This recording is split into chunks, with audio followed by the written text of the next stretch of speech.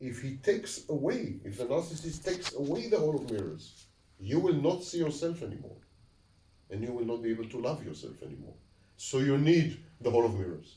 You become addicted to the hall of mirrors. Every morning you enter the hall of mirrors, you see yourself here and here and here and here, and you fall in love again every morning. And he has the power to shut off the hall of mirrors, to take it away. He has total power over you. This is why loving a narcissist is an utterly immersive and addictive process. It's like some kind of virtual reality, but very high level virtual reality, what we call immersive virtual reality, where we feel that we're inside the world, inside that virtual world. But none of it would have worked if the victim had self-love to start with. If the victim loved herself to start with, she wouldn't need the mirrors. The mirrors would not work. She would immediately identify that it's self-love and not real love, and she would walk away. Therefore, the victims of narcissists, I mean, when I say victim, I mean someone who fell in love, cannot fall out of love, is addicted, stalking, obsessed, I mean, this kind of victims. And the victims who have malignant optimism, the belief that if they only love the narcissist, if they only invest, if they only cure the narcissist, if they only convince him to go to therapy, if they only love him unconditionally, everything will be okay. They will fix, the fixers, the ones who fix the narcissist. The total nonsensical delusion. But this type of victims, they never had self-love to start with. Narcissist, a relationship with a narcissist, is their first experience at self-love, which is utterly addictive. At a late age, is very addictive. So, because they don't have this experience of self-love, they have an emptiness. Exactly like the narcissist is the emptiness, but they have an emptiness. They have a hole. It is through this hole that the narcissist enters. That's the penetration point. And it's not that hole. It's a metaphorical mental hole. Yeah? Through this mental hole, the narcissist penetrates, intrudes, invades, and colonizes. Colonizes a parasite. Narcissist is a parasite. Like in parasitology, like in medicine. So a parasite invades the body and colonizes it. You know? But there must be a hole.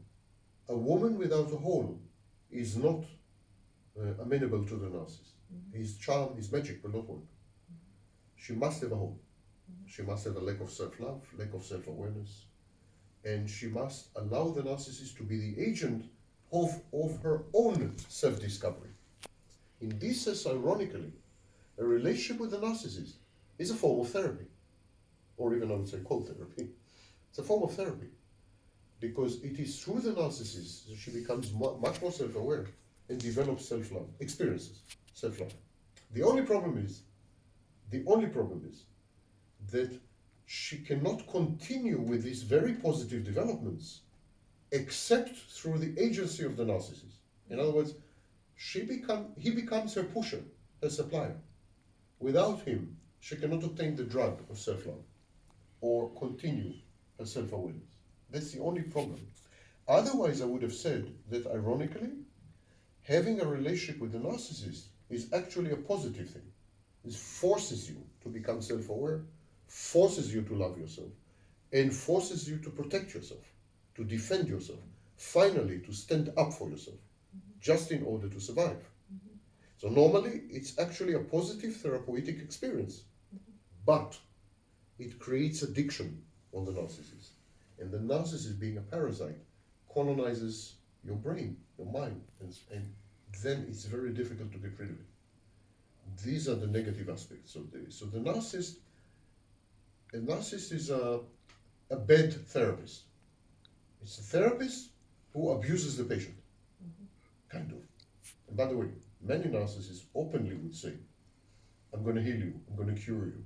I'm like your doctor. I'm like your guru. I'm your guru. Listen to me. I will teach you. I will lead you." They play the part of the teacher, the guru, the therapist, in order to penetrate. So This is more. Azt szoktad mondani a videóban, hogy ez egyfajta dance macabre, egy haláltánc. Hogy lehet ebből kiszállni? You usually mention in your videos that it's a dance macabre. How can we get out of this game and break this cycle? My very good friend John Lachkar was the first psychologist to notice the resonance of pathologies between victim and narcissist. In 1983, she wrote the book The Narcissistic Borderline Couple, which was the first book ever on pathological resonance. And she said that narcissists and their intimate partners or victims, their emptinesses resonate, their pathologies resonate. They said that she said the rest of the dimensions of personality don't interact. Just the pathologies, just the pain, just the trauma, just the hurt, just the void, just the emptinesses. And there's a second edition of the book. It's a brilliant, groundbreaking book. So she was the first to notice that. It's a huge problem.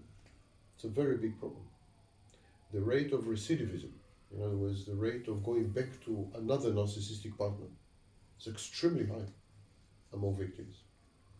Victims who've been traumatized beyond words, lost all their money, ended up in jail, drug addiction, ruined lives, lost their children, and so on, again go to a narcissistic partner. It's unstoppable.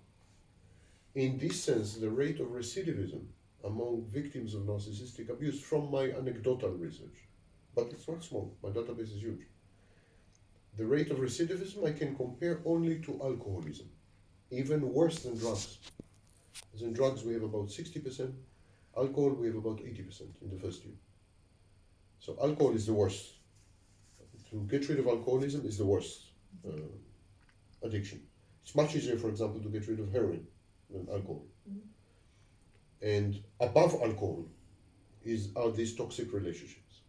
The victims of narcissists keep choosing narcissists because the experience of loving a narcissist, in other words, loving yourself, is incomparable. Nothing comes close to it. The world looks dead, black and white and hopeless and dreamless without it. Getting to love yourself erotically, sexually and romantically, because it's not a typical self-love. It's not the healthy self-love. There's a healthy self-love where you have a core, you know yourself, and you parentify yourself. You act as your own parent. Yes, you give unconditional love, support, advice, guidance to yourself. That's a healthy self-love. The self-love that I'm talking about with a narcissist is very sick. It's much closer, I would say, to incest. It's making love to yourself, also sexually, also erotically.